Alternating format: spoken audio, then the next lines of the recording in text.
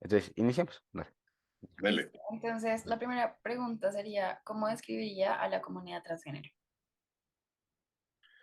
En general, en Colombia, como quieren, como En general, en entienden, general. Ambas en estaría bien, general. ¿de pronto? Pues miren, en general, yo creo que se trata de un conjunto de personas que sentimos que las identidades de género como tal que se han constituido históricamente y a las cuales nos tocó adaptarnos por tradición, por convención, no son satisfactorias.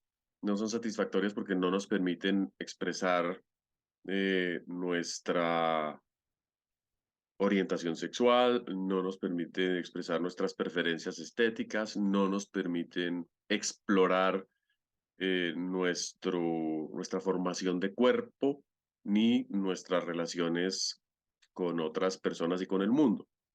Entonces, se trata de una pregunta que surge muy, digamos, de la profundidad de la personalidad acerca de las opciones de existir dentro de un, digamos, dentro de una dimensión que llamamos género, que incluso algunas personas rechazan como un concepto que debería desaparecer.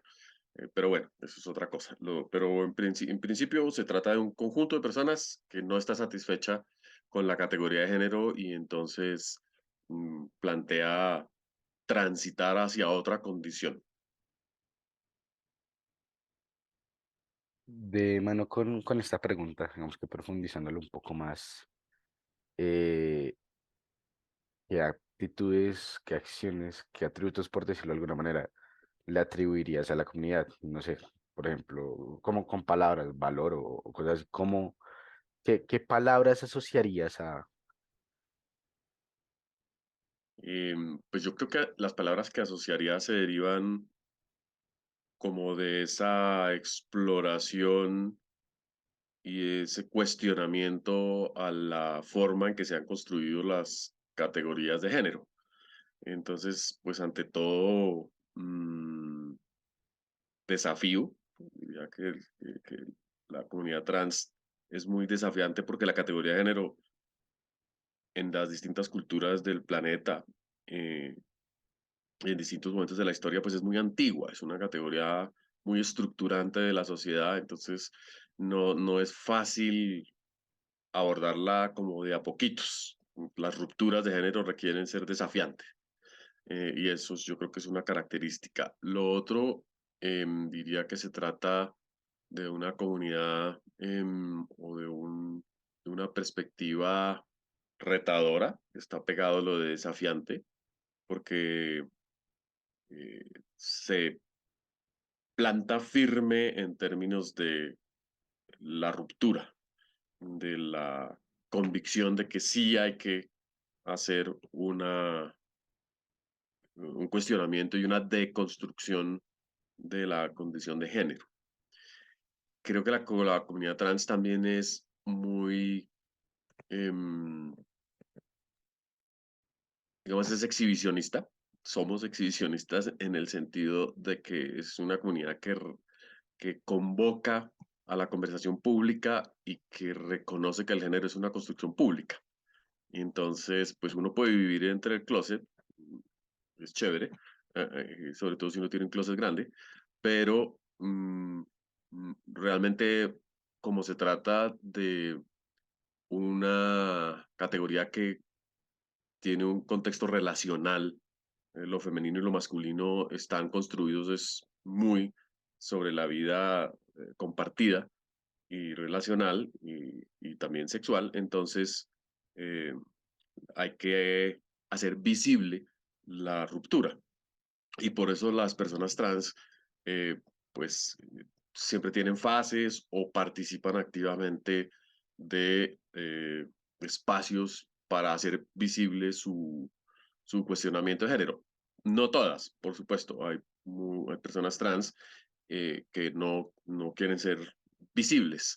Y hay una palabra para eso, en inglés se llama pasar, quieren siempre transitar, hacer su tránsito de género o su vida o su expresión de género de la manera menos pública posible, pero no sabemos si eso se trata es de un tema de temor o de un tema de tranquilidad personal o que definitivamente no hay una reflexión profunda o una intencionalidad de eh, cuestionar la categoría como tal y de hacer activismo en ese sentido, sino pues cada quien vive su vida y dice, no, pues a mí no me gusta el azúcar, pero eso no quiere decir que me voy a dedicar a públicamente cuestionar el consumo de azúcar, es que cada quien mire a ver qué hace porque yo soy dedicada a otras cosas. Entonces, yo creo que eso es un hecho. Pero sí, la visibilidad, el exhibicionismo y el holgorio también un poco son como elementos clave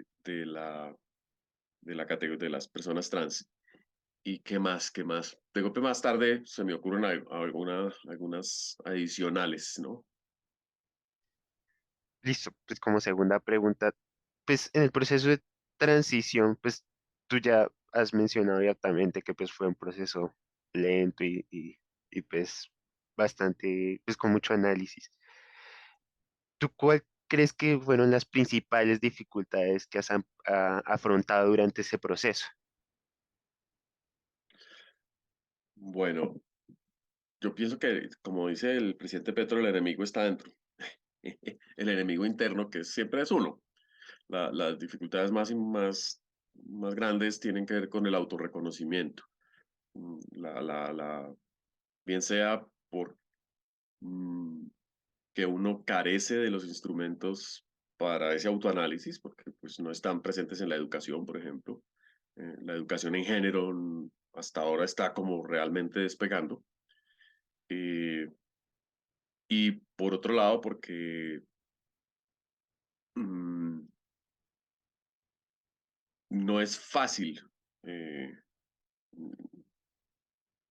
hacer un trabajo profundo de autoanálisis en ningún sentido, ¿cierto? No solamente en temas de género, sino en la vida es de difícil tener una actitud crítica y la educación tampoco en general proporciona instrumentos para vivir con esa actitud crítica que cuestiona y que permite, digamos, construir identidades satisfactorias y sanas también, ¿no? Estamos hablando de un tema de salud mental importante. Entonces, el primer obstáculo es ese, no contamos con los instrumentos y a mí me costó mucho, yo diría que es durante muchos años, 30 años, 35, lograr ensamblar como las capacidades para decir, esto es lo que yo creo que me está pasando y tratar de rehacer un recorrido que no pude hacer de pequeña. Pero por supuesto eso está asociado con restricciones externas. ¿Por qué no hay esas capacidades?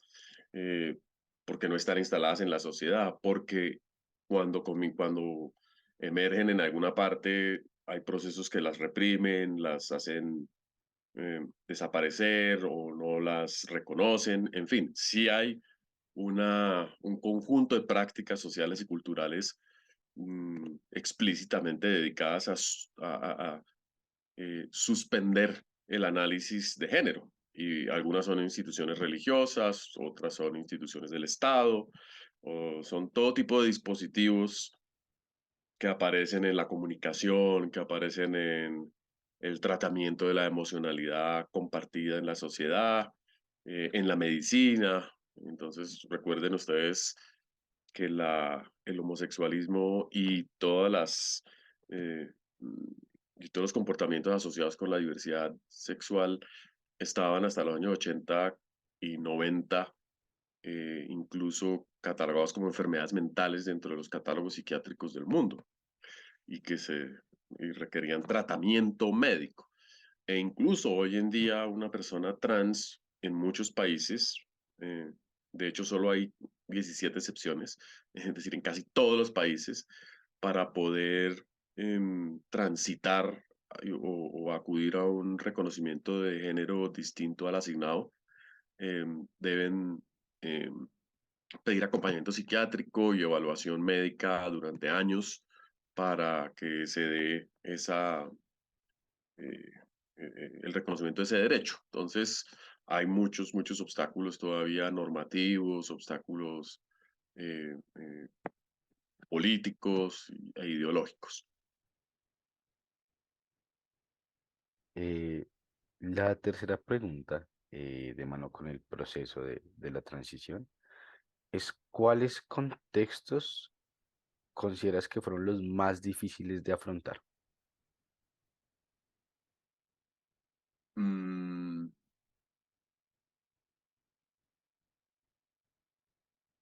bueno, voy a decir cuáles son los contextos como primero como a tratar de entender cuáles son los que en los que yo hice ese tránsito. El más importante, por supuesto, fue el laboral, pero porque yo hice mi transición muy tardía, cuando ya tenía una posición, digamos, profesional desarrollada y todo. Entonces, a mí me asustó mucho perder mi trabajo y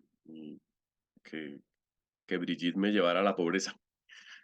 Ya lo estaba haciendo con la ropita, pero hubiera podido ser mucho peor quedándome sin trabajo. Entonces, ese fue un temor y sé que para muchas de las personas trans el tema laboral y el tema de la independencia económica representa uno de los ámbitos más amenazantes. Hemos mejorado un poquito, pero fíjense ustedes que la inclusión y el respeto al empleo LGBTIQ más, etcétera, la diversidad no está todavía estandarizado ni generalizado. Hay países como Argentina que tienen leyes de cuotas para tratar de romper esa tendencia. En Colombia, la mayoría de grandes empresas son extremadamente amigables con la comunidad LGBTI, eh, pero apenas están abriendo sus puertas y definiendo roles y espacios seguros para que la gente pueda operar dentro de ellos. Entonces, yo creo que el ámbito de la independencia, de lo laboral y la autonomía económica es muy importante.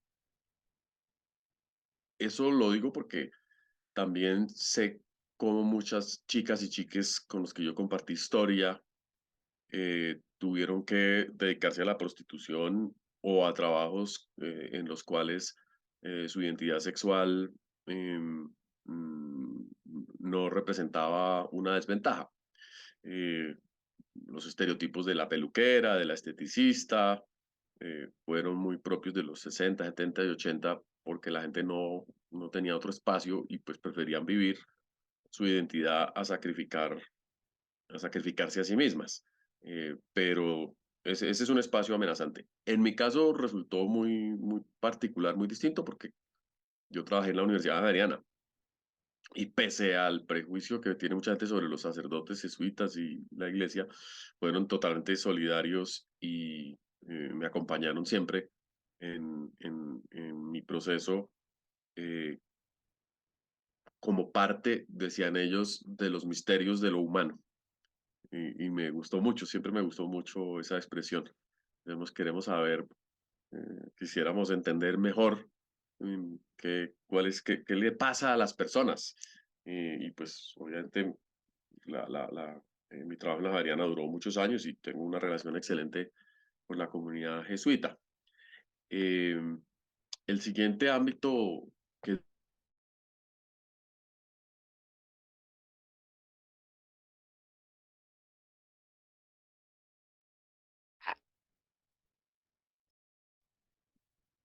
para no cortar, que me parece que es realmente muy amenazante, es la familia. Es el ámbito cercano. Y hay dos aspectos. Uno, cuando claramente la familia rechaza las expresiones de diversidad de las personas LGBTI y las personas trans desde pequeñas de manera violenta y la censura y la reprime. Eso es extremadamente frustrante y generalmente además comienza a asociarse con enfermedad mental. Produce un efecto que es muy difícil de tratar porque pues es maltrato. Básicamente se trata de maltrato infantil cuando un niño o una niña comienzan a explorar su identidad de género y los padres o los acudientes la reprimen y la formatean. Eso todavía yo creo que no se ha logrado entender bien y hay eh, procesos muy importantes de discusión sobre cómo educar en género, por ejemplo, en la familia, pero como a las familias tradicionales, sobre todo en ciertas culturas, no aceptan ningún tipo de intervención en la educación de los hijos y las hijas, pues es muy difícil. En el entorno, por ejemplo, de la violencia familiar, no solamente para personas trans, sino en general, ustedes han visto las cifras en Colombia, pues el maltrato de mujeres, el maltrato a niños y niñas es muy grande y eso se sigue replicando. En mi caso, por supuesto, no hubo eso, pero sí hubo el otro aspecto que hace difícil la familia, es el de las buenas intenciones. La familia te quiere, la familia te quiere ayudar, pero no sabe cómo. Y normalmente hace un papel, eh, normalmente complica las cosas, porque no es fácil, tampoco está preparada, tampoco tiene referentes, y de todas maneras siempre la presión psicológica para tratar de que las personas se comporten de una manera aceptable hacia el público o lo colectivo, pensando en que no sufran, genera también una dificultad mucho más sutil. Y yo creo que esa me tocó a mí. A mí me tocó, yo tengo una familia absolutamente maravillosa, pero preocupada cuando yo era pequeña de que me fuera a pasar algo en muchos ámbitos. Seguramente sus papás también se preocupan para que a ustedes no les vaya mal, no les pase nada. Pero eh, eh, eso hace que uno deje de expresar y de buscar apoyo en el momento que tiene que hacerlo. Y, y que además crezca sanamente ejerciendo la autonomía y la crítica sobre sí mismo o sí misma desde muy pequeñita. Entonces, porque las expresiones de las chicas y chicos trans siempre se dan en el kinder. Siempre nosotras sabemos y sentimos lo que sentimos desde pequeñas y lo que sucede es que apenas medio levantamos la manito o apenas jugamos con lo que no toca o apenas tenemos un comportamiento como divergente, el universo entero cae encima. ¿Qué le está pasando? Tanto como anomalía como con buena voluntad, como les digo. Entonces, el camino al infierno también está lleno de buenas intenciones y hay poca capacidad en las familias, las comunidades y los centros educativos para ayudarle a las personas trans, segundo ámbito de dificultades. Y el tercero sí es el colegio. Ese es el más difícil. Y ya haciendo esa reflexión histórica, yo diría que donde yo más sufrí como mujer trans fue en el colegio. Pero claro, yo soy generación graduada en el 80 de mi bachillerato y pues había otros estándares y otras condiciones, pero siendo de un colegio también, digamos, muy particular, con unos principios muy liberales, muy laicos, el tema de género era intratable. Yo soy refusiana, soy del colegio Refus, y el tema de género era irrelevante, era absolutamente intratable. Pero el tema de género, es decir, nos trataban mal a todos por igual y a todas por igual, pero no se permitía ninguna, digamos, expresión exploratoria de género eh, mm, medianamente marcada. Entonces, tanto niñas como niños en sus identidades tenían que tener bajo perfil. Eh, eh, Nadie que quisiera usar el género como una categoría de autoafirmación le iba bien. Entonces, yo creo que era porque se pensaba en este colegio que el género es algo que debilita la acción intelectual, ¿cierto? Entonces, siendo un colegio tan espartano, eso a mí me causó mucho traumatismo, y tengo una un recuerdo y una perspectiva muy ambivalente sobre mi vida en el colegio, porque amé su trabajo, digamos, la formación intelectual y me reconcilié con mis amigos, afortunadamente, después de 11 años. Logré hacer parte de, pero sí las heridas en el cuerpo psicológicas, yo creo que todas están presentes, porque pues yo no pude existir plenamente porque el colegio no me dejó. Espero que les vaya mejor. Bueno, la siguiente pregunta sería, ¿de qué manera se transformaron las relaciones con personas cercanas al momento de su transición de género? En general mejoraron todas, porque yo aparecí con una persona mucho más genuina, una persona más tranquila, menos preocupada del que dirán, en fin. Y eso hizo que los afectos reales se mantuviesen y se fortaleciesen. Y si en algún momento había algunos que no fuesen genuinos o que estuviesen mediados por prejuicios, desaparecieran. Pero no pasó, digamos, no tengo ningún recuerdo negativo de cambio de actitud de nadie durante mi transición y al contrario, como les digo, eso fue muy positivo. Eh, mm, lo más importante, por ejemplo, es que al año de yo ya haberme asumido y comenzar a ser Brigitte, conocí a quien es hoy mi compañera de vida y con la que llevo 23 años junta, mi madre de mis hijas. Entonces, definitivamente la posibilidad de reconocerse a plenitud y de explorarse, como digo, de manera genuina, eh, facilita y permite también un relacionamiento mucho más transparente con las demás personas, incluida la familia, mis papás, con todo el mundo. Mis papás, pues hoy en día mi mamá ya falleció hace un año, pero siempre fue extremadamente solidaria y siempre me acompañó en todo. Y mi papá también, aunque él mismo nunca entendió ni entiende un poco qué es lo que pasa, pero pues siempre ha sido una persona extremadamente respetuosa y está conmigo en las buenas y en las malas, que creo que es lo que hay que hacer. Yo tampoco entiendo cosas de mis hijas, entonces pues eso no es un problema. No, pues ya la siguiente pregunta. Pues, tú ya nos pintaste un marco, pues en cuanto al contexto laboral. Tú sientes, pues también insinuaste que, pues, que general en la Javeriana, pues la aceptación de, pues, de tu proceso fue pues buena, pero no sientes que haya habido algún tipo de rechazo, algún tipo, o Nunca explícito, nunca que yo hubiese, digamos, sentido directamente. Sí supe que causé varias explosiones internas entre las directivas y sobre todo en las relaciones de la Compañía Jesús con la curia bogotana, eh, eh, porque le reclamaba siempre la curia a la universidad que mantuviese una profesora como yo. Pero esas cosas me enteraba o tiempo después o por interpuestas personas.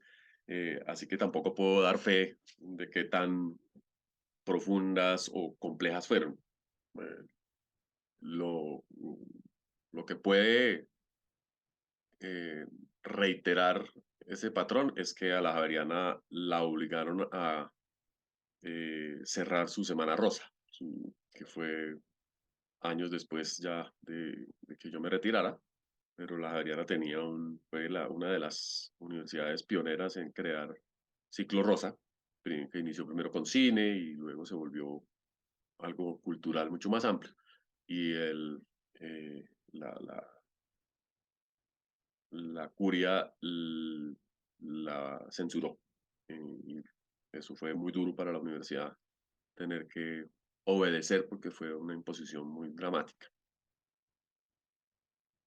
Haciendo énfasis ya no solo en la Javeriana, sino en tu desempeño laboral, sea en el Humboldt o en la... Lo ¿Cómo que ha pasa sido es que eso? yo fui jefe, yo ahí entré por la puerta grande. Yo fui una de las personas que participó en la creación del Instituto Humboldt. Digamos, yo ya tenía autoridad en el sentido laboral y eh, era difícil utilizar la discriminación de género, la discriminación negativa, para restar eh, incidencia, para hacer que yo no pudiese participar en esos ámbitos, que además siempre lo hice pues en mi condición de bióloga y experta en conservación y ecóloga. Entonces entré a dirigir un programa en el Humboldt y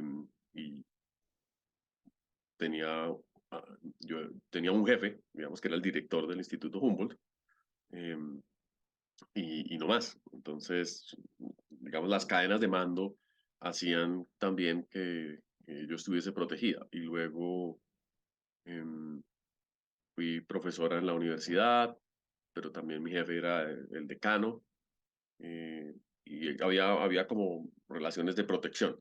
Y luego ya cuando fui directora en el instituto, pues mi jefe era el ministro o la ministra, así que tuve una cantidad de ventajas impresionantes que muy pocas personas trans han tenido. Hoy en día es sobre todo el Estado el que ha logrado crear esos espacios de seguridad un poco a la fuerza, ¿no? Un poco con las cuotas y con la acción afirmativa. Entonces, pues acogiendo personas trans en distintas instancias de los gobiernos y demás. Por ejemplo, no sé en el sector privado si eso esté pasando a fondo. Yo no conozco ninguna empresa que todavía esté considerando nombrar una gerente trans, por ejemplo. Si a las mujeres todavía les queda difícil superar ese techo de cristal, pues a personas, sobre todo a personas trans, porque ahí hay un elemento muy importante y es que la diversidad sexual, como no necesariamente es pública, las personas gay no tienen por qué declarar, eh, declararlo, y a menos que estén casadas ya con una persona de su mismo sexo, pues no necesariamente ese dato se convierte en un elemento de discriminación potencial. Entonces, por eso es que vemos eh, gerentes que son gay, pero que todos sabemos, pero que no se puede decir. O que no es relevante decirlo, obviamente. Entonces, a las personas trans sí, eh, también por lo que somos públicas, se nos nota, porque queremos que se nos note. Eso es una expresión importantísima de nuestra identidad. Eh, Eso hace que seamos más vulnerables. Eh, la siguiente pregunta tiene que, teniendo en cuenta todo ese camino que es cruzado, toda esa experiencia que has tenido con la educación, la pregunta va dirigida a ese ámbito y es, ¿cuál crees que es el papel que debería jugar la educación en aspectos de diversidad de género en Colombia? O sea, primero, ¿cómo ves que la educación ha venido tratando el tema y cómo crees que debería tratarse? Bueno, yo creo que no lo ha venido tratando, o de manera extremadamente pobre. Eh, Hay algunas instituciones o algunas instancias que tratan de hacer, de abordar el tema y han logrado cosas importantes. La educación pública, por ejemplo, ha tenido el bloqueo permanente de ciertos grupos políticos para acceder a una educación en diversidad profunda, en diversidad de género profunda. Hay elementos, sobre todo asociados con temas de derechos, con temas de prevención de las violencias de todo tipo, del matoneo y ese tipo de cosas, pero mm, recuerden que la ministra Gina Parodi trató de hacer una cartilla de educación en derechos asociados con la comunidad LGBTI en las instituciones educativas colombianas y por eso perdió el puesto. Y la cartilla nunca vio la luz. Eh, y fue la resistencia de los grupos conservadores que desde el Congreso de la República y los partidos acusaron a la ministra abiertamente lesbiana, de utilizar el rayo homosexualizador para pervertir a la juventud colombiana. Ese fue un revés doloroso y fíjense que no se ha podido volver a hablar del tema. Eso quedó tremendamente oculto y no he oído a mi buen amigo ministro Alejandro Gaviria tocar el tema porque pues sabemos que si lo toca inmediatamente le da papaya al, al otro lado a volver a atacar y pues es un tema muy sensible para mucha gente.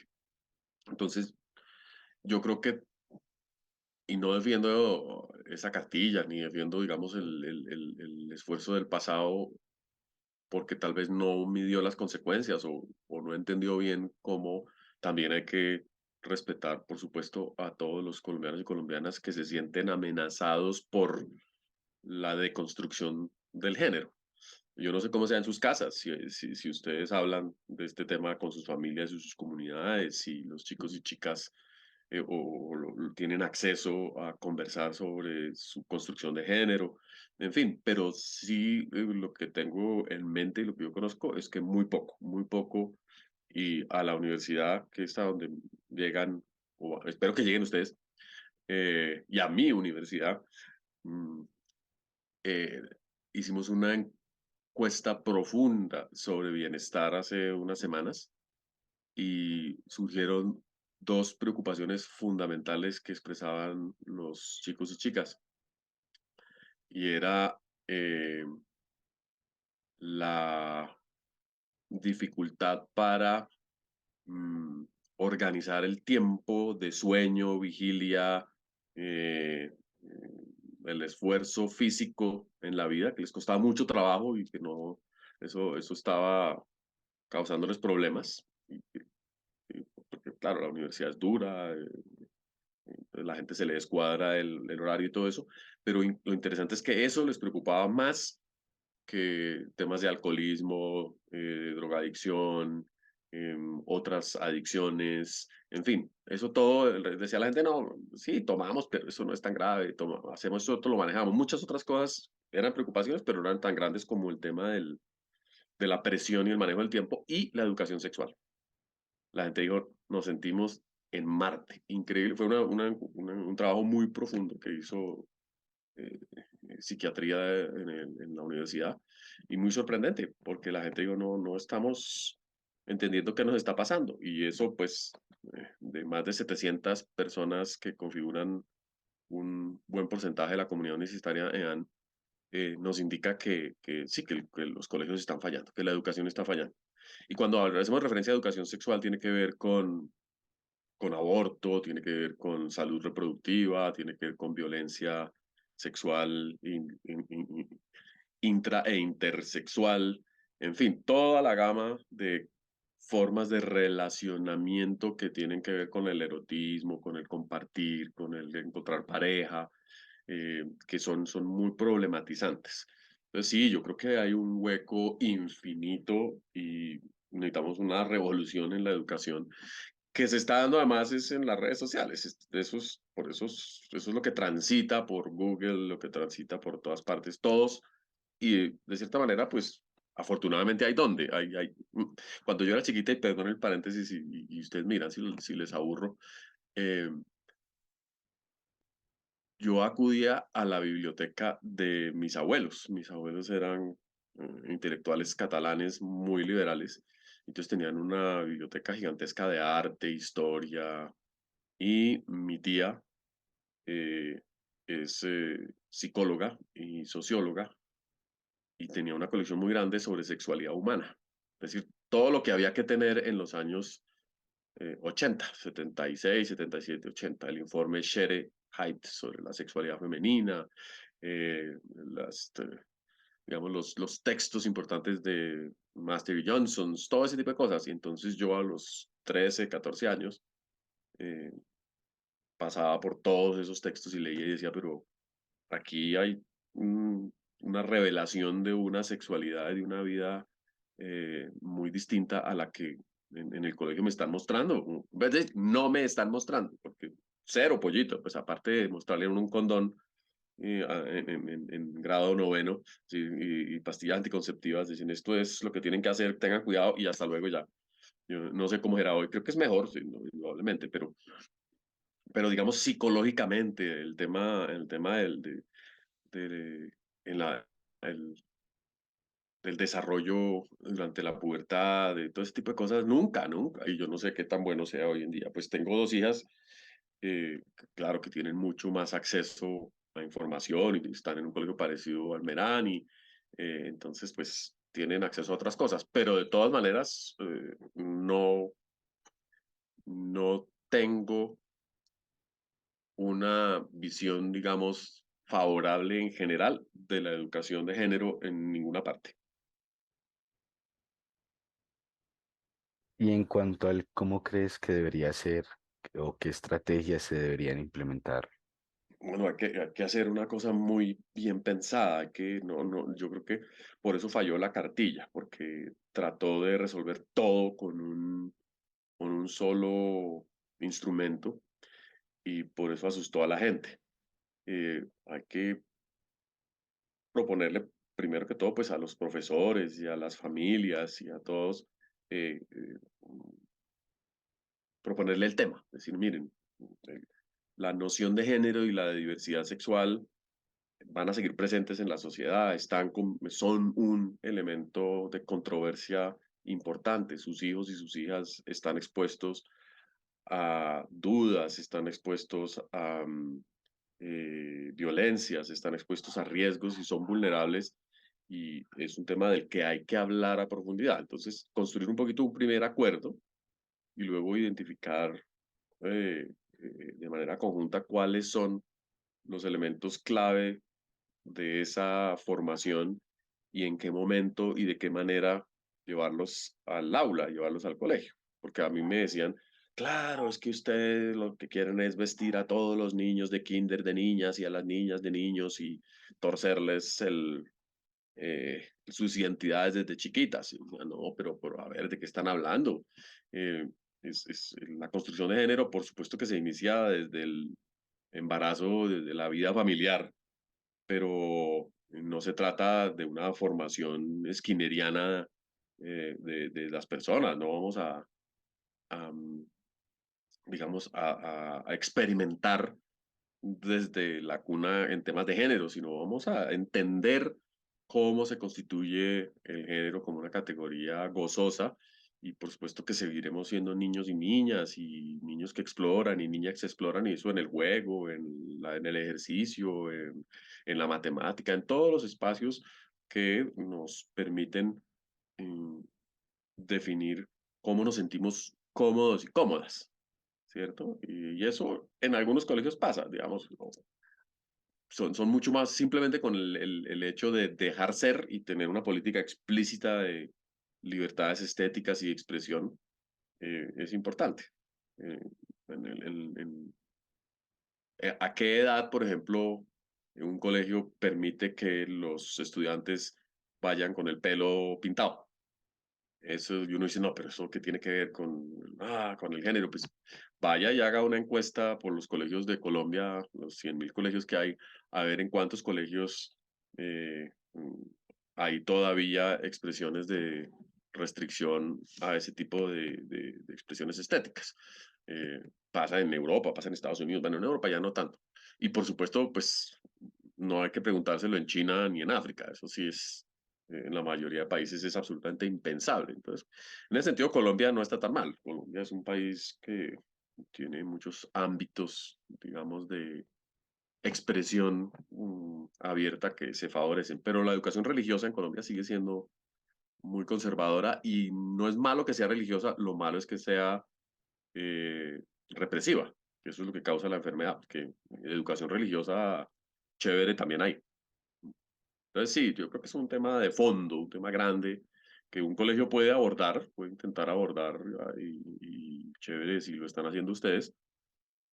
Yo en el colegio de mis hijas di charlas y participé en ciertas actividades, pero hubo resistencia, por ejemplo, de la Junta de Padres eh, a a ese tipo de eventos, siendo un colegio tan, mis hijas estudiaron en la unidad pedagógica, eh, siendo un colegio, digamos, tan liberal, los padres en el colegio, digamos, decían cierta cosa, pero luego hacían otra.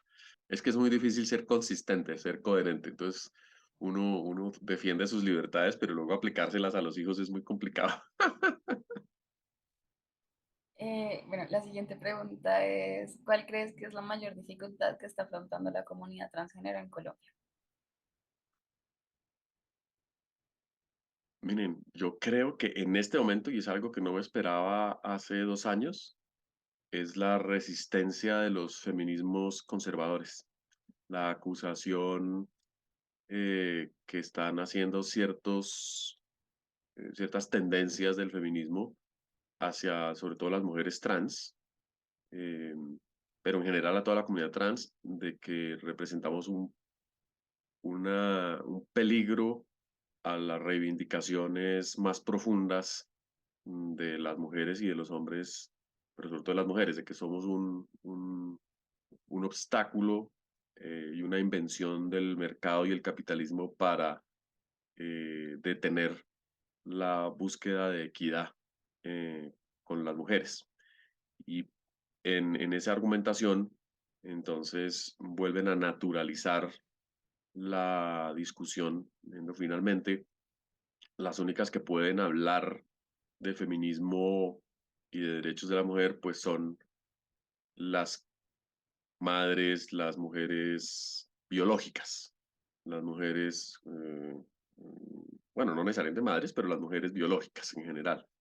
Eh, y eso está representando un movimiento creciente de resistencia al empleo de mujeres y hombres trans, a la presencia pública, a la participación política de una manera muy sorpresiva y para mí muy triste, porque eh, la mayoría, es cierto que hay mujeres y hombres trans extremadamente radicales, pero la mayoría de personas trans y del movimiento LGBTIQ más es absolutamente consciente de que sus derechos han alcanzado niveles importantes eh, gracias a las luchas feministas.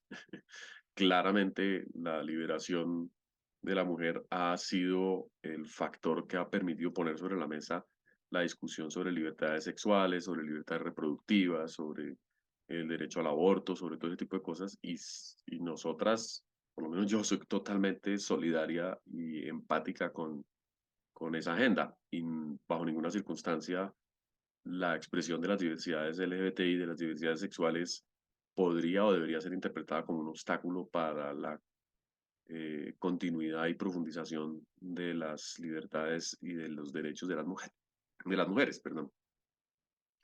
Entonces ahí hay un obstáculo. Y luego los más tradicionales, pues obviamente las resistencias de grupos religiosos también radicales, porque, como les decía, hay grupos religiosos muy abiertos y muy empáticos también con las diversidades, pero pues los más radicales que empiezan a tomar posiciones políticas en el Congreso, eh, en los medios de comunicación y que operan limitando la expresión y los derechos de la comunidad LGBTI. Sucede en Estados Unidos, ustedes han visto, hay estados que van para atrás, la reversión de la protección federal al aborto, por ejemplo, en Estados Unidos es lamentable, es un hecho absolutamente patético. Brasil también va en una dirección muy preocupante y muchos países europeos también, ¿no? Italia, bueno, los partidos de ultraderecha, algunos con apoyo de grupos religiosos y otros no. Entonces ahí hay una amenaza grande y un factor de preocupación porque el péndulo va para el otro lado. En Colombia estamos en un momento particularmente positivo, digamos, y esperamos que eso continúe. En Latinoamérica en general, digamos, tanto los feminismos como los movimientos LGBTI tienen una oportunidad de plantear nuevas formas de ser sociedad, pero en cualquier momento eso se va para el otro lado. Todos los países estamos en el miti-miti de polarización. Y fíjense ustedes que las elecciones acá cambian completamente para el otro lado. Chile no pudo ratificar su reforma constitucional y en parte tuvo que ver con el tema trans, porque la sociedad dijo, uy, no, como que se nos está yendo la mano. Ya como que hay demasiada perspectiva de género y pues nos preocupa. Y es porque nos asusta mucho cuestionar profundamente las identidades humanas. Eh, y, pero lo que pasa es que es inevitable, es inevitable hacerlo, porque las personas y los seres humanos hemos evolucionado de una manera particular y estamos confrontados a unos ámbitos de libertad que nos obligan a eso. Y por eso cuando empecé con la primera pregunta hablé de la capacidad crítica y de construcción de autonomía de las personas. Pues esas son las grandes amenazas. Y ya finalizando, ¿qué mensaje le dejarías a la comunidad trans?